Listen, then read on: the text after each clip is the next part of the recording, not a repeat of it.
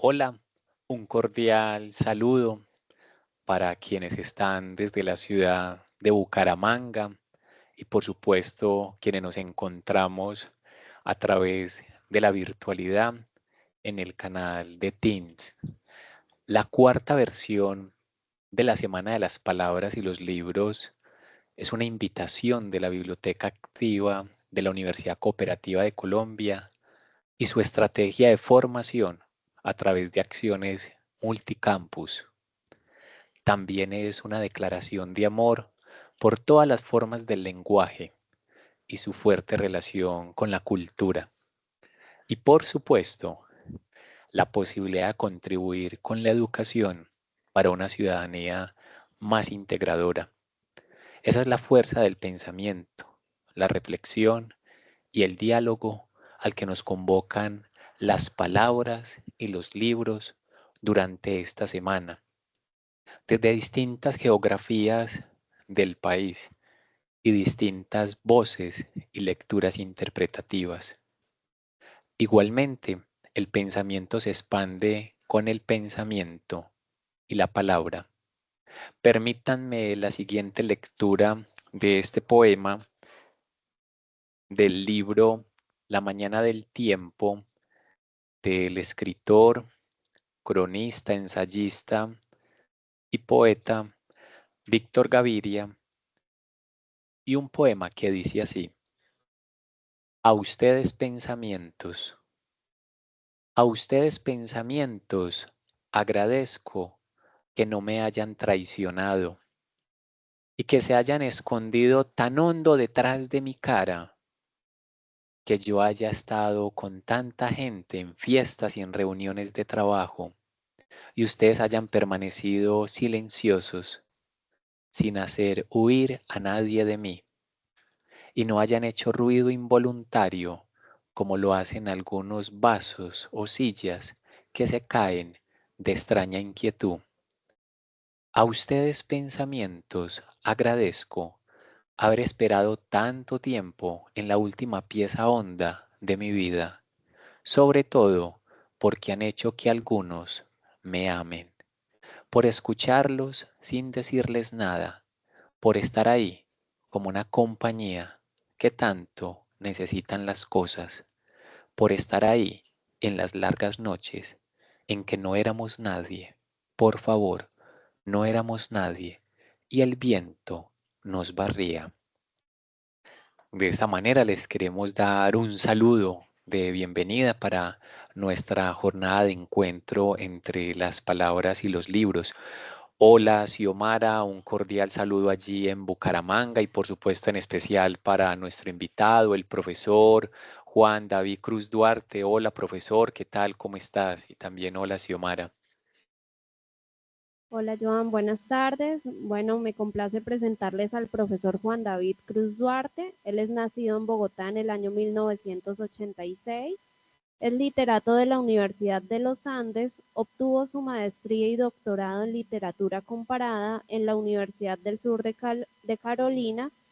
Sus áreas de interés son la literatura latinoamericana de ciencia ficción y el modernismo latinoamericano. También ha escrito sobre cómics y novela gráfica. Ha publicado artículos en diferentes revistas como Variaciones Borges y Divergencias, y ha participado en conferencias en Colombia, Estados Unidos y el Reino Unido. Sus cuentos, artículos y poemas han sido publicados en revistas literarias en Argentina, Chile, Colombia, Ecuador, España, Estados Unidos, México, Perú y Uruguay. El profesor Cruz Duarte es autor de un libro llamado Dreams and Little Dreams of Me, Cuentos Siniestros, publicado en el año 2011, La Noche del Fin del Mundo en el 2012 y Léase Después de mi Muerte, Poemas 2005 al 2017, el cual fue publicado en el año 2018. Actualmente es profesor de tiempo completo en la Facultad de Educación en la Universidad Cooperativa de Colombia, seccional Bucaramanga.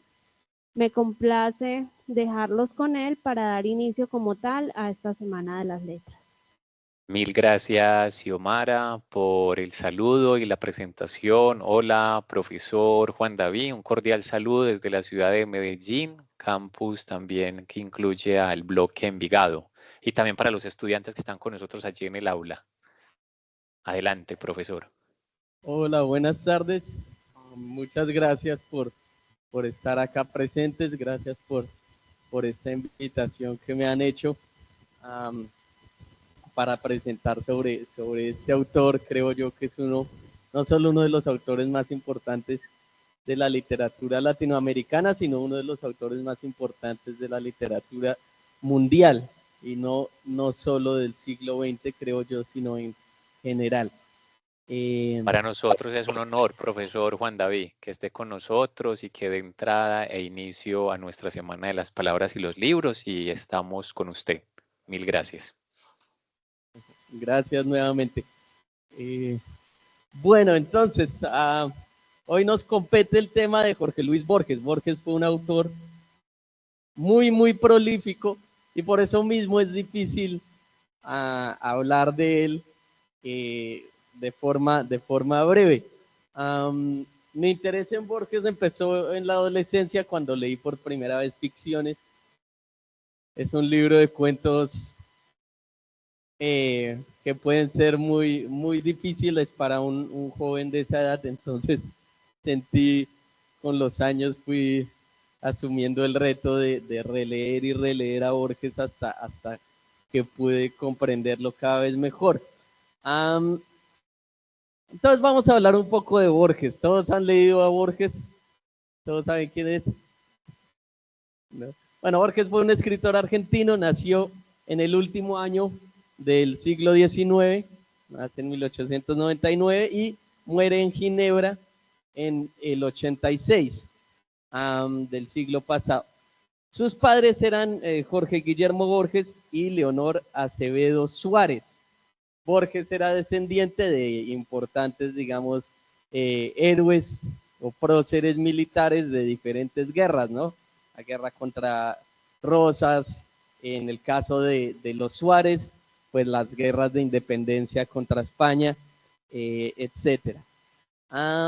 Por influencia de la abuela paterna de Borges, Frances Haslam, Borges crece en un ambiente bilingüe, ¿no? Él dice que desde niño él no sabía que él hablaba dos idiomas, ¿no? Él crece hablando de una forma con su abuela, de una forma con los demás, y con los años empieza a comprender que son dos idiomas diferentes. Eso tiene una influencia grande por las lecturas de Borges, ¿no? Borges tiene una influencia muy grande de los escritores y filósofos ingleses. Bueno, en 1914 la familia Borges se muda a Europa. Allá los sorprende pues la Primera Guerra Mundial. Viven en Ginebra, luego se mudan a España en el 19 y Borges empieza ahí ya a escribir, a mezclarse pues, a relacionarse con escritores de los círculos literarios españoles, sobre todo los autores ultraístas, los poetas ultraístas, que pues digamos hacían parte de esas vanguardias de principios del siglo XX. Autores como Guillermo de Torre, que más adelante se casaría con la hermana del mismo Borges, Rafael Cancino Satzens, Ramón Gómez de la Serna, el famoso Ramón María del Valle Inclán y Gerardo Diego, pues son algunos de esos autores a los que Borges conoció en sus años en España. En el 21, Borges regresa a Buenos Aires. El año siguiente conoce a Leopoldo Lugones, con el que van a tener una relación un poco complicada, el famoso autor argentino, pero luego Borges va a citarlo como uno de las grandes influencias en su poesía, a Lugones. En el 32, Borges publica su primer libro, es un libro de poemas que se llama Fervor de Buenos Aires. Se publican pocos ejemplares, 300. Su hermana, que es pintora, hace la portada y tiene buena acogida el libro, aunque circula pues poco por lo pequeño de la edición.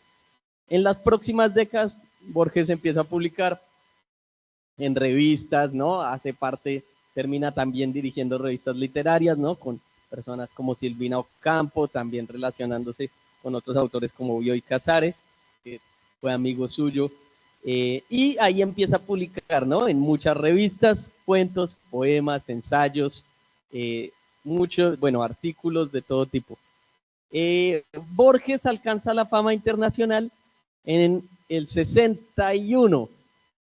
Él y Samuel Beckett, el dramaturgo y poeta irlandés, reciben el premio Formentor en el 61 y Borges empieza a ser más leído en el exterior, empieza a traducirse sus obras al inglés, ¿no?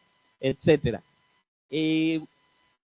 Borges no hace parte del boom latinoamericano propiamente, ¿no? Como García Márquez, Cortázar, Vargas Llosa, Carlos Fuentes, pero la popularidad de los autores latinoamericanos en Europa y en Estados Unidos, pues también hace que esos lectores de otras partes, de otras regiones, empiecen a leer a personas que venían antes del boom, ¿no? Como el mismo Borges o Juan Rulfo, por ejemplo, ¿no? Bueno, otros datos biográficos que yo creo que vale la pena mencionar. Borges no hablaba mucho de política, le rehuía al tema, pero de vez en cuando sí tocaba el tema, ¿no? Él fue abiertamente antiperonista, ¿sí? Él veía a Juan Domingo Perón como un dictador, su hermana también, y está presa, fue apresada por el gobierno de Perón durante un mes, y esos conflictos pues tuvieron un efecto también en la vida y en la profesión de Borges, ¿no? Se opuso también al fascismo europeo, a Hitler, Mussolini, se opuso también al socialismo o al comunismo soviético, ¿no? Famosamente anticomunista. Y más tarde, ya en los 70s, digamos que elogió lo que hizo la Junta Militar en Argentina y también a Pinochet en Chile, lo cual, como era de esperarse, pues afectó en gran medida como se veía en ciertos círculos, y para algunos eso terminó costándole el Nobel de Literatura, aunque estuvo nominado por muchísimos años al premio Nobel, ¿no? Borges se casó 2 veces en términos, digamos, de sus relaciones personales. Se casó solo 2 veces, una vez en el 67 con Elsa Astete Millán, duró 3 años casado, y luego con María Kodama, era mucho menor que él, en el 86, un mes antes de morir, ¿no? Se casa un Borges de prácticamente 86 años, 87, y muere en Ginebra un mes después de casarse más o menos, y su tumba pues está en Ginebra. El mismo Borges sabía que no le quedaba mucho tiempo, no quiere que su muerte sea un show mediático, le parecería algo de mal gusto, y decide irse a Ginebra, y allá muere a sus 87 años. Bueno. Entonces, como la obra de Borges, les digo, es tan amplia, abarca ensayos, cuentos, poesía, vamos a enfocarnos en un solo aspecto de Borges, y es el Borges narrador, el Borges cuentista. Borges hereda la ceguera de su padre, se queda ciego muy joven, y tal vez por eso prefiere los géneros cortos, ¿no? Tal vez le es más fácil trabajar con géneros breves, como la poesía o el cuento y el ensayo, y no pues dedicarse a escribir obras de largo aliento como la novela, ¿no? Borges, siendo un narrador tan importante y tan influyente, tiene la particularidad de no haber dejado personajes tan memorables como, no sé, el Quijote de Cervantes, por ejemplo, ¿sí? Más bien, él mismo reconocía que sus personajes muchas veces eran copias de sí mismo, ¿no? Y no nos dejó ninguna novela, ¿no? Borges no escribió ninguna novela, lo cual también lo hace inusual para ser un autor que escribió en el siglo XX, el siglo dominado por la novela. El boom latinoamericano, si bien es el género que digamos era más popular, era la novela, y Borges no nos dejó ni novelas, ni personajes, digamos, tan memorables como el Quijote. Tal vez el personaje más interesante que nos dejó Borges, pues es al mismo Borges, ¿sí? Bueno, entonces, hablando ya de Borges como narrador. Primero publica Historia Universal de la Infamia en el 35. Historia Universal de la Infamia es un libro bien particular. Es un libro cuyos personajes principales son figuras históricas, ¿sí? Piensen en Billy the Kid, por ejemplo, o la líder pirata china de Shang Xi, o el mafioso estadounidense Monk Eastman, ¿no? Todos son personajes históricos, pero Borges como que falsea esas biografías, ¿no? Son ejercicios, él ni siquiera los consideraba cuentos, ¿no? Eran ejercicios de redacción, decía él. Aunque él mismo condena el libro, dice que el libro, en un prólogo posterior, dice, es el irresponsable juego de un tímido que no se animó a escribir cuentos y que se distrajo en falsear y tergiversar sin justificación estética ajenas historias. Pues aunque él lo condena así, lo cierto es que ya este libro ya da muestras de la originalidad de Borges y de la genialidad de Borges. ¿Por qué? Ya empezamos a ver algunos elementos que van a ser trascendentales y constantes en su obra narrativa. Por ejemplo, el desdibujamiento entre los límites de lo real y lo ficticio. Eso es una constante en Borges, ¿no? A veces está el plano de lo real, el plano de lo fantástico, de lo sobrenatural, y luego se desdibuja eso. O a veces el plano entre lo artístico, literario y la vida real, ¿no? Los plantea como paralelos y luego empieza a desdibujarlos. Vamos a ver más tarde ejemplos de eso. Entonces acá ya lo empezamos a ver, ¿no? Ya lo empezamos a ver porque Historia Universal de la Infamia, como les digo, habla de figuras históricas que existieron en la vida real y de los que hay, ¿no? Registros, y hay un tratamiento ficcional o ficticio de esas biografías. Entonces, vayamos a ese tema.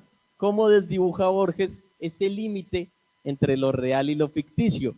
Pensemos en su primer libro de cuentos, ¿no?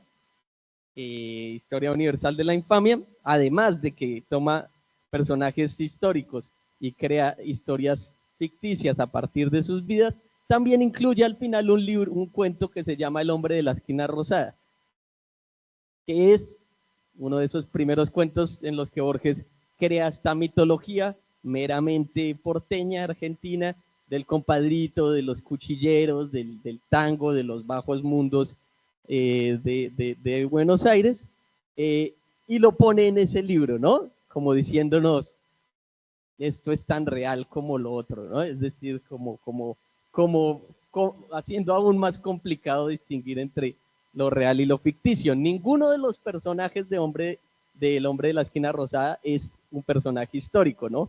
Entonces, nada más incluir el cuento ahí ya nos está diciendo algo sobre la realidad y la ficción. Uno de los cuentos más famosos y tal vez más difíciles de Borges es Clonugbar Orbis Tertius, publicado en el 40. Acá Borges hace otra de esas cosas que hace mucho, que lleva a desdibujar este límite entre lo real y lo ficticio, y es incluirse a sí mismo como personaje y luego incluir otros autores, otros amigos o otras figuras históricas, en este caso, su amigo de toda la vida, Adolfo Bioy Casares, ¿no? El escritor, autor de La invención de Morel y otras obras importantes. Entonces, en el cuento, Bioy Casares y Borges descubren que, a través de enciclopedias y otras obras, que hay un país que se llama Ugbar. Es un país que no existe, solo existe en las enciclopedias, solo existe por escrito, ¿sí? Es un país ficticio de alguna forma. Y empiezan a ver, bueno, quiénes están detrás de de diseminar esta información sobre este país ficticio que se llama Ugbar. La mitología de ese país incluye un mundo fantástico que se llama Tlön, ¿no? Tlön Ugbar, ahí ya tenemos dos de los lugares. Y las personas o los creadores de ese país, de ese mundo fantástico, son miembros de una organización que se llama Orbis Tertius, ¿no? Orbis Tertius son los que crean estos mundos o estos lugares fantásticos. Ahora, los habitantes de Ugbar ven el mundo a través de los preceptos del idealismo filosófico. Ahí hay otro tema que vamos a ver después, y es Borges y la filosofía en su narrativa, cómo se relacionan. ¿Y qué dice el idealismo filosófico? Que solo lo que, o sea, solo las mentes y lo que es percibido por la mente existe. Es una corriente filosófica que se opone, por ejemplo, al materialismo, ¿no? Para el idealismo, lo que yo no estoy percibiendo, asumir que existe mientras yo no lo veo, es una arbitrariedad, ¿sí? Asumir que existe Megamola ahí cruzando la calle, cuando yo no lo estoy percibiendo en este momento, sería una arbitrariedad para los idealistas. Al final del relato, Borges sugiere que el mundo real se está convirtiendo pocamente en Tlön, ¿sí? En este planeta, en este mundo mitológico de Ugbar.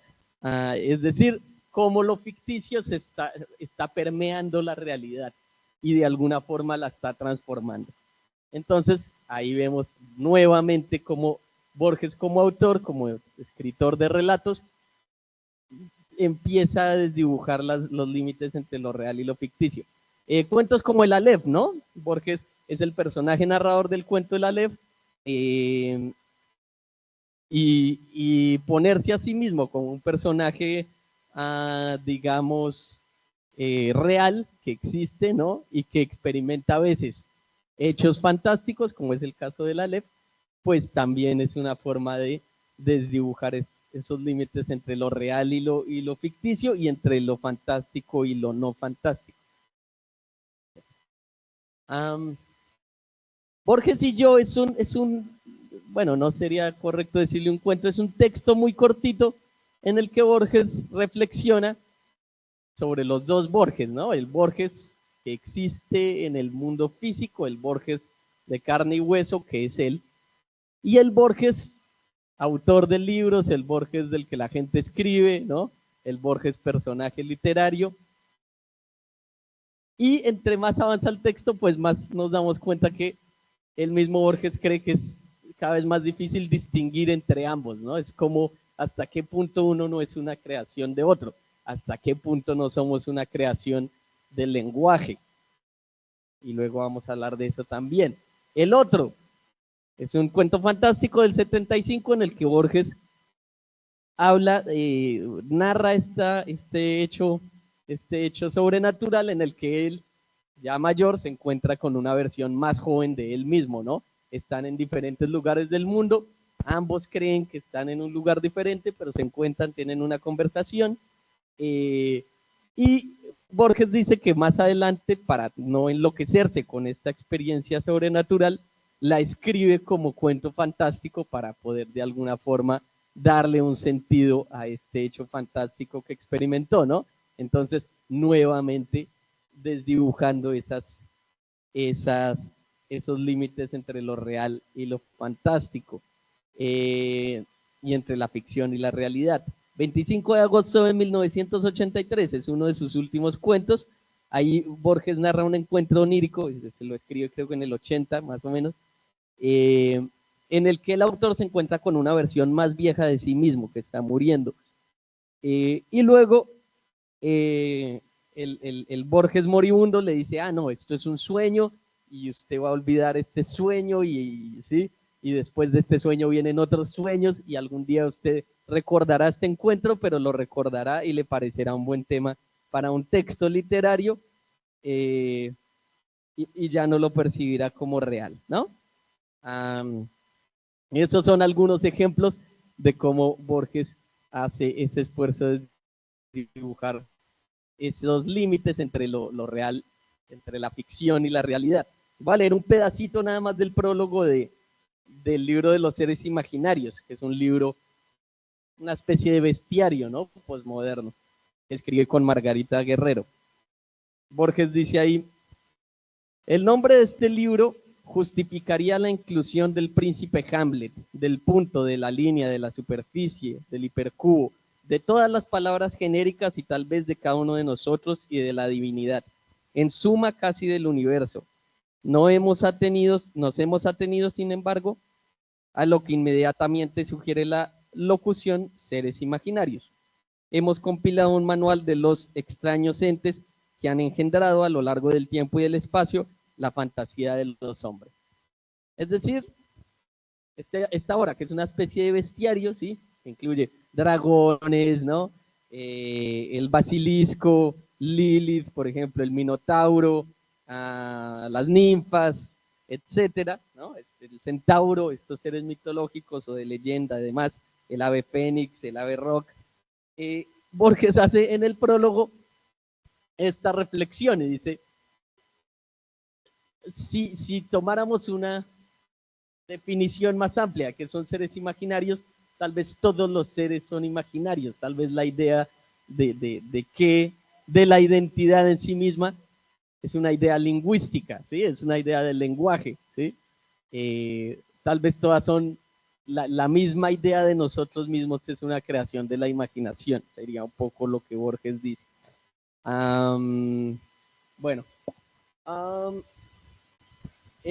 también hay un artículo del 2020 que se llama El libro de los seres imaginarios, bestiario posmoderno, en donde Álvaro Arango muestra cómo algunas de las entradas del libro rompen, digamos, de alguna forma la promesa inicial y hablan de unos seres que el mismo Borges inventó, lo cual iría mucho más allá. Es decir, si estamos hablando solo de seres imaginarios, de tradiciones mitológicas y demás, ¿no? Como el basilisco, el minotauro, las arpías, etcétera, pues el hecho de inventarse uno para el libro, pues es muy borgiano, ¿no? De alguna forma es mostrando cómo todas son creaciones del lenguaje, ¿no? Sí. Bueno, ¿qué otra contribución hace que la ficción de Borges sea inusual, sea única y también que sea tan influyente? Borges, de alguna forma, se dedica a fusionar, algunos dirían atacar o a romper los géneros literarios, ¿no? Es como hay una mezcla de géneros literarios. Por ejemplo, hay cuentos de Borges que se leen como ensayos. Pierre Menard, autor del Quijote, del 39. Es un cuento muy, muy curioso, muy irónico, en el que Borges nos habla de un francés del siglo XX que se llama Pierre Menard y quiere escribir el Quijote, ¿no? Y empieza a escribir el Quijote igual a como lo escribió Cervantes, nunca lo termina. Es exactamente el mismo texto, pero Borges nos dice por qué el de Menard es mucho más interesante que el de Cervantes, ¿no? Aunque es el mismo texto. Les voy a leer un pedacito del libro. Dice que el texto de Menard es más sutil que el de Cervantes. De un modo burdo, opone a las ficciones caballerescas la pobre realidad provinciana de su país. Menard elige como realidad la tierra de Carmen durante el siglo de Lepanto y de Lope. ¿Qué españoladas no habría aconsejado esa elección a Maurice Barré o al doctor Rodríguez Larrenta? Menard con toda naturalidad las elude. En su obra no hay gitanerías, ni conquistadores, ni místicos, ni Felipe II, ni autos de fe. Desatiende o proscribe el color local. Ese desdén indica un sentido nuevo de la novela histórica. Ese desdén condeca a Salambó inapelablemente, ¿no? Entonces nos está diciendo Borges por qué después de ver dos fragmentos exactamente idénticos del Quijote de Menard y el Quijote de Cervantes, ¿por qué es más interesante el de Menard, ¿no? Nos está diciendo cómo, de alguna forma, el autor, ¿no? Nos lo dice antes de que Foucault publique quién es un autor, por ejemplo, cómo el autor determina cómo leemos una obra, ¿no? Cómo el autor como función de alguna forma determina nuestra lectura de una obra literaria. Y el libro se lee como casi como un ensayo literario sobre la obra de Menard, que no solo no existe, sino que está escribiendo un texto que ya existe, ¿no? Sí. También Borges escribe algunos ensayos que incluyen secciones narrativas, también empezando como a desdibujar esos límites entre géneros literarios. Nueva refutación del tiempo, un gran ensayo sobre el tiempo y la existencia del tiempo, que aparece en otras Inquisiciones en el 52, que es un libro de ensayos, ¿no? Y además de ver todos estos argumentos a favor y en contra de la existencia del tiempo, Borges se incluye a sí mismo como personaje y habla de sus sentimientos y nos cuenta momentos en que ha pensado ciertas cosas mientras camina por las calles de Buenos Aires, ¿no? Es decir, da giros narrativos a veces el ensayo, lo cual pues mostraría otra vez esa intención de desdibujar o fusionar los géneros literarios. También tiene obras que ha publicado en libros de ensayos y luego vuelve a publicarlas en libros de cuentos, ¿no? Por ejemplo, El acercamiento al Motasim es un ensayo, es publicado en el libro de ensayos La historia de la eternidad o Historia de la eternidad del 36, ¿sí? En donde Borges hace un análisis, una reseña de un libro, y luego vuelve a publicarlo en Ficciones en el 44. ¿Qué es lo curioso de El acercamiento al Motasim? Que es una lectura, digamos, un ensayo sobre una novela que no existe, ¿no? La novela no existe, por ahí circula la historia de que Bioy Casares buscaba la novela, después de leer el ensayo de Borges, buscaba la novela en la librería y en la Biblioteca Nacional de Buenos Aires, en las librerías, y no la encontraba, y pues cuando Borges le explica que la novela no existe, ¿no? Pues se sorprende. Piensen entonces que Borges está publicando esto primero en un libro de ensayos como Historia de la Eternidad y más adelante lo publica en Ficciones, ¿no? Y pues todo ese cuento pues tiene un gran trasfondo filosófico, pero bueno, no nos adentraremos en ese tema ahora. ¿Qué otra cosa hace que la obra de Borges sea inusual? Y yo creo que es una de sus más grandes contribuciones a la literatura mundial, es el tratamiento, digamos, estético o literario de diferentes ideas filosóficas, ¿sí? El idealismo, como les digo, fue una influencia grande en Borges, pero también el panteísmo de Spinoza, Baruch Spinoza. ¿Alguien sabe un poco a grandes rasgos en qué consiste eso del panteísmo? ¿No? Bueno, es una corriente filosófica iniciada por Baruch Spinoza, ¿no? El judío, que sostiene a grandes rasgos, pues que Dios como tal, el Dios del judaísmo, del cristianismo, ¿no? No existe como lo imaginamos, sino que es la sustancia absoluta de alguna forma de la que todo está compuesto. Todo es Dios al final. Es casi que una forma de ateísmo, ¿no? Y Borges pues le interesa mucho esta teoría filosófica que hizo de Spinoza un paria tanto para los cristianos como para los judíos, y lo trata en varios cuentos, ¿sí?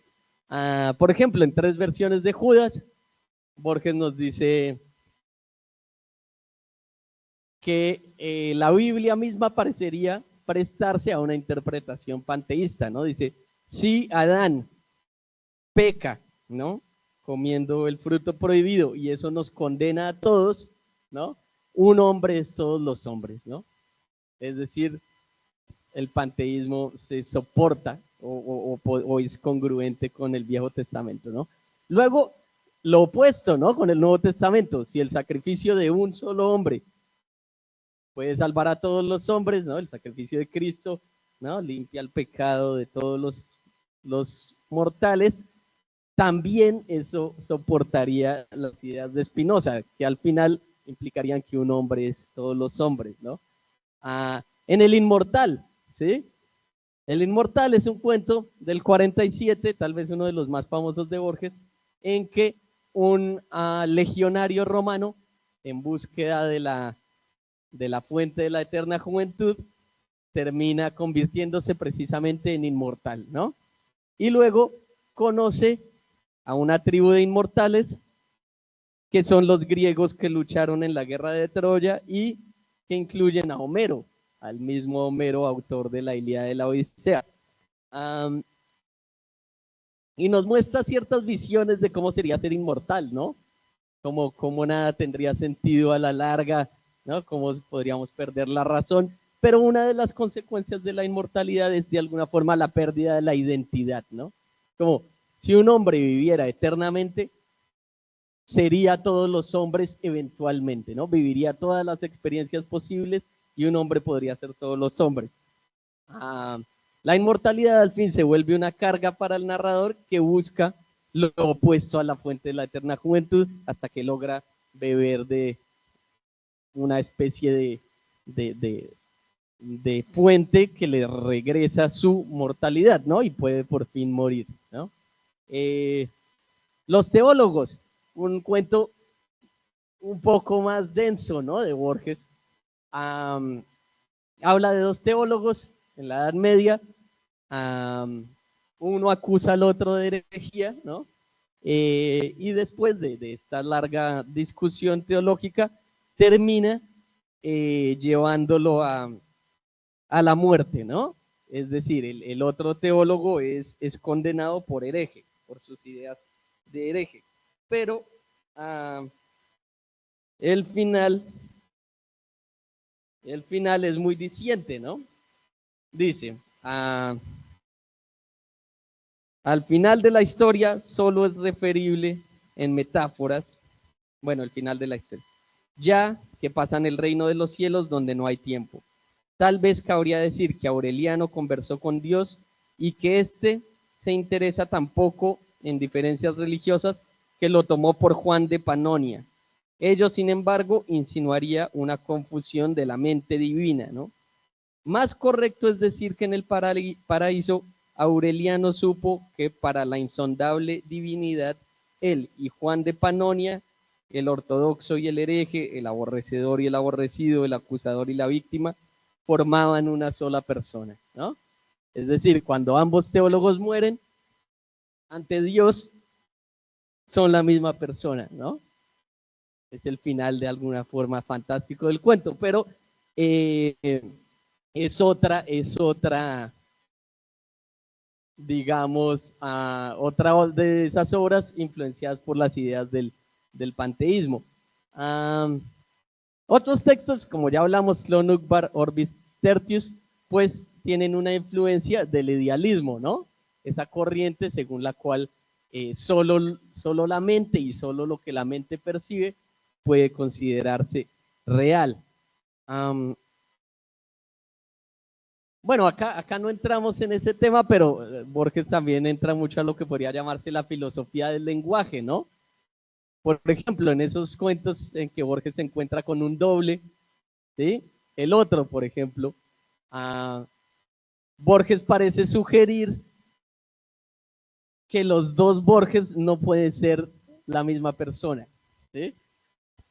Que si usted se encontrara con usted mismo en 10 o 15 o 20 años, no serían la misma persona, ¿sí? ¿Por qué? Porque el tiempo nos cambia, cambiamos con el tiempo Y ahí entraría Borges en ese gran debate filosófico de qué es la individualidad, qué es un individuo, ¿no? Para Borges tal vez el hecho de que el nombre sea Jorge Luis Borges es solo una arbitrariedad, pero no implica que sean la misma persona, ¿no? Y lo vemos también en Borges y yo, como les decía, ¿no? La identidad como una creación del lenguaje, ¿no? Más que una realidad. Entonces, estos serían otros ejemplos de ideas filosóficas que entran en a convertirse pues en parte importante de la obra narrativa de Borges. Borges tiene fama de ser un autor difícil. Creo que a veces es una fama injusta, ¿no? Sí tiene cuentos complicados, ¿no? Tlón, por ejemplo, no es fácil de leer, los teólogos, ¿no? Pero a veces esas dificultades son más aparentes que de fondo, ¿sí? Muchas veces Borges llena sus obras de referencias a filósofos, autores, ¿no? Y tal vez el lector se siente un poco agobiado, no se siente preparado para abordar un texto con tantas referencias pues tan heterogéneas, además, porque Borges leía de todo, pero muchas veces el texto es completamente comprensible sin eso. También, digamos, Borges, creo yo, se aleja de sus inicios ultraístas y empieza a inclinarse por una narrativa muy directa en términos de lenguaje, ¿no? Es decir, evitando metáforas innecesarias o juegos de palabras, ¿no? Se vuelve un autor, digamos, en términos al menos de lenguaje, así comunica ideas complejas, ¿no? Las comunica de forma sencilla. Digamos que algunos ven a Borges como un precursor del posmodernismo, pues en eso Borges no se parecería a los posmodernos que conocemos, ¿no? Derrida y demás que, digamos, intencionalmente eran difíciles de leer. Sí. Otra cosa que hace Borges un autor interesante es que a pesar de esa fama que tenía de autor serio, filosófico, ¿no? Pesado, siempre defendió lo que en su época se podrían considerar géneros menores, ¿no? Eran géneros que tal vez hoy en día son más apreciados dentro de la academia o dentro de los círculos literarios, pero que en esa época no. La ciencia ficción, por ejemplo, el horror, las historias de detectives, ¿no? Borges, varios de los cuentos de Borges son cuentos de detectives, ¿no? De misterios. Varias de sus obras también podrían entrar dentro del ámbito de la ciencia ficción. No sé, Utopía de un hombre que está cansado podría verse como una obra de ciencia ficción. There Are More Things, que es un poco un texto a la Lovecraft, ¿no? Podría entrar también entre la ciencia ficción y el horror, ¿no? Y de hecho el mismo Borges escribe un prólogo muy, muy bueno a las crónicas marcianas de Ray Bradbury, ¿no? Y nos dice por qué estas historias sobre la colonización de Marte, ¿no? Algo tan, al parecer, fantástico, pues pueden resonar con todos nosotros. Y es, según Borges, porque al final no puede sino hacer referencia a la condición humana, ¿no? A la experiencia humana. Y por eso la considera literatura tan universal, pues, como el realismo o cualquier otra forma de narrativa. Y bueno, terminaría pues la charla invitándolos, ¿no? A leer a este escritor. Creo yo que no solo revolucionó de alguna forma la literatura latinoamericana, sino que nos ha dejado grandes obras con un gran trasfondo filosófico, con un gran sentido del humor, ¿no? Y digamos de un alcance de imaginación impresionantes, ¿no? Ah, no sé si alguien tiene alguna pregunta, dudas. ¿Alguien? Julie.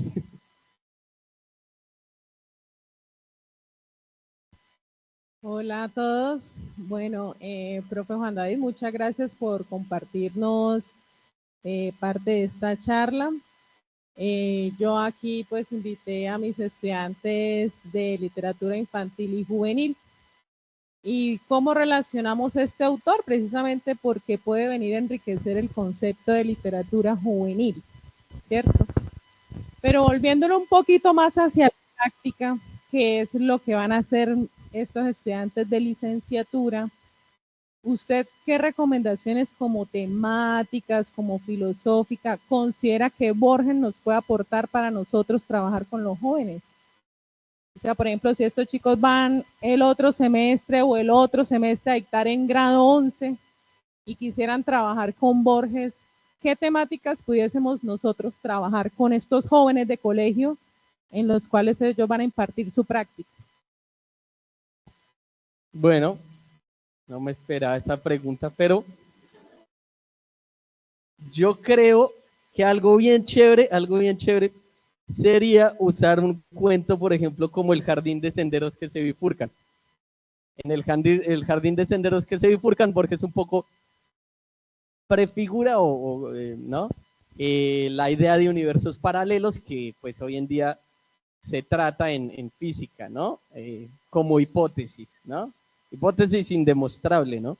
Pero hipótesis. Entonces, en ese cuento, por ejemplo, hay un libro y hay un laberinto, y el misterio es cuál, ¿no? Esta persona supuestamente dejó un laberinto, pero no encontramos el laberinto, y el libro es una cosa absurda que nadie puede entender, y luego el narrador entiende, bueno, es que el laberinto es el libro, ¿no? Y en ese cuento hay acciones, cuando un personaje toma una decisión, se crean dos mundos, aquel en el que toma esa decisión y aquel en el que toma otra decisión. Y luego eso crea otros dos mundos y otros dos mundos y así, ¿no? Entonces se va creando toda una rama de universos paralelos que también lo podemos ver en una película de superhéroes de DC Comics que se llama Crisis en dos tierras, ¿no? Pero, como les digo, la influencia de Borges es muy general. Yo creo que ese podría ser un buen ejercicio, entonces hacer con los estudiantes, ya de bachillerato tal vez no niños. Pero bueno, imagínense que este personaje hace X cosa. Entonces, ¿qué situaciones generaría esa decisión? ¿Y cuál sería la otra decisión que él no tomó? ¿Y qué universo crearía esa decisión? Entonces se podrían hacer como mapas mentales de esas historias paralelas de cada decisión que tomamos va generando de alguna forma otro universo, ¿no? Va creando otra vida con la que el otro no puede entrar en contacto. Entonces creo que eso podría ser un ejercicio chévere para hacer con un grupo de estudiantes de colegio. Otra cosa, por ejemplo, Borges, pues si uno enseña filosofía, creo yo, es mucho más llevadero y agradable de leer que algunos de los filósofos que él mismo referencia, ¿no? Es más, tal vez es una buena introducción, ¿sí? No digo que Borges reemplaza a Kant, a Hegel y todo eso, pero sí puede ser una introducción más amena para una persona joven a estos autores que a veces pueden ser tan difíciles de leer, ¿no? Ajá. Sí. No sé si alguien más tiene dudas, preguntas, comentarios. Bueno, démosle a Joan Zapata la palabra. Hola nuevamente, profesor Juan David. Mil gracias por ese itinerario tan interesante y ese recorrido por la obra de Jorge Luis Borges. Dos curiosidades. La primera, notamos que es un autor que a usted le encanta y partiendo del mundo de lo infinito, la percepción y la naturaleza de la realidad como le encantaba a Jorge Luis Borges. Si usted pudiera hacerle una pregunta a Jorge Luis Borges, ¿qué le preguntaría, profesor Juan David? Yo no sé, yo creo que, yo creo, yo creo que por mi experiencia siempre ha sido, a veces creo que es mejor no conocer a nuestros héroes, ¿no? Entre más he leído a Borges, de alguna forma más lo admiro en lo literario, pero a veces más choco con sus ideas, a veces políticas, por ejemplo, y demás. Eh, sí. am, sí. Bueno, Si pudiera conocer a Borges, tal vez no le haría ninguna pregunta sobre nada literario. Tal vez solo le preguntaría qué cosas disfruta en la vida, ¿no? En su día a día, qué cosas lo hacen feliz o hacen su vida más llevadera, ¿no? Creo que esas cosas que nos conectan como seres humanos. Creo que sería algo así. gracias, profesor. Y un poco por la línea de la pregunta que le hacía la profesora allí para con los estudiantes, en línea tenemos profesoras, profesores, colegas y estudiantes también, especialmente del curso de humanidades, que están adscritos al Departamento de Humanidades.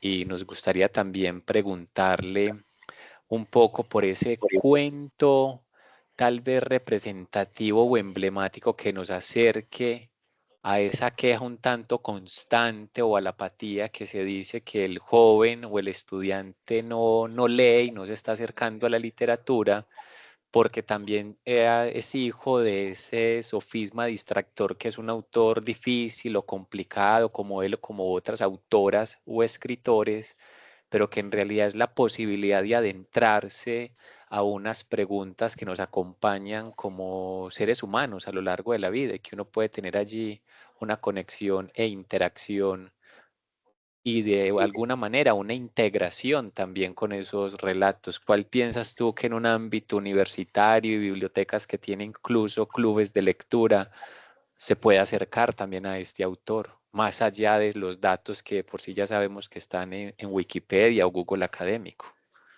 Yo creo que dos textos, si uno quiere entrar en la narrativa de Borges, ¿no? Porque la poesía de Borges también es otro mundo genial. Pero en la narrativa de Borges creo que El jardín de los senderos que se bifurcan es un muy buen cuento para empezar a leer a Borges, porque primero es una historia muy dinámica, ¿sí? Es una historia de acción, hay un perseguido, un perseguidor, ¿no? Está la Primera Guerra Mundial, hay un misterio, ¿no?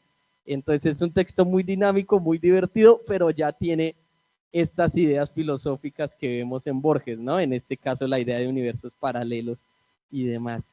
Eh, Otro texto interesante que de hecho leímos este semestre en una de nuestras clases es El Milagro Secreto. Es un texto en el que también vemos varios intereses de Borges, ¿no? La cultura hebrea, ¿no? La tradición intelectual hebrea, um, y el nazismo, la Segunda Guerra Mundial y demás.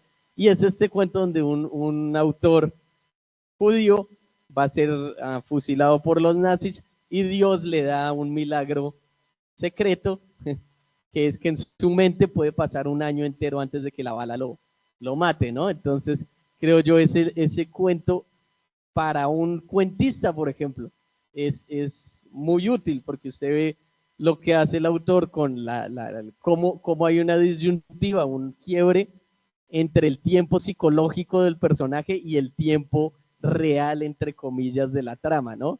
Mientras que para los que lo fusilan pasan unos segundos, ¿no? O menos de un segundo, mientras se dispara y la bala golpea al protagonista, en su mente pasa un año entero y el protagonista tiene la oportunidad de acabar su obra, ¿no? Su obra literaria, que es una tragedia que está escribiendo.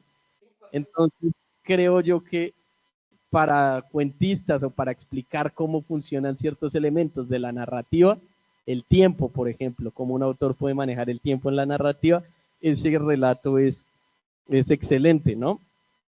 Ya cuentos como Tlón son muy buenos, pero sí yo creo que requieren de, de, de un mayor nivel de preparación o ya haber leído más a Borges para no espantarse pues al acercarse a ese cuento. Y creo que ha realizado muy bien el ejercicio de acercarnos a la esencia de Borges y nos ha dejado dos referencias muy representativas y emblemáticas. Chicas y chicos, para el milagro del secreto y el jardín de senderos que se bifurcan, no solo para quienes están allí en la sala, sino también para quienes están con nosotros acá en línea, y agradecer justamente a la compañera escudera desde Bucaramanga, Lady Xiomara, por toda su gestión y disposición, y un saludo también allí para las chicas y los chicos en sala que se ven muy bonitos y bellas en este encuadre, y por supuesto a usted, profesor Juan David. Esta es su casa, siempre otro escudero que nos respalda con estas iniciativas. Mil gracias, profesor, y de nuevo esperamos pronto tenerlo en nuestros espacios. Y recuérdele también a sus estudiantes que iniciamos la semana de las palabras y los libros. Mañana hablaremos sobre los libros que me llevaría a la muerte o con la muerte. También tendremos charlas sobre Viva la Música de Andrés Caicedo. También estaremos hablando de Macondo y Gabriel García Márquez,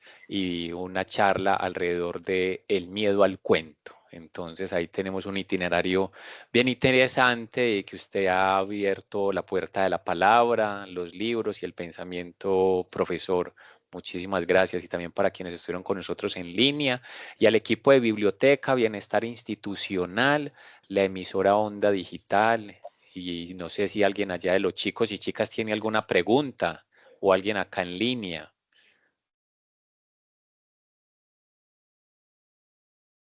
Por aquí alguien interno me escribió algo.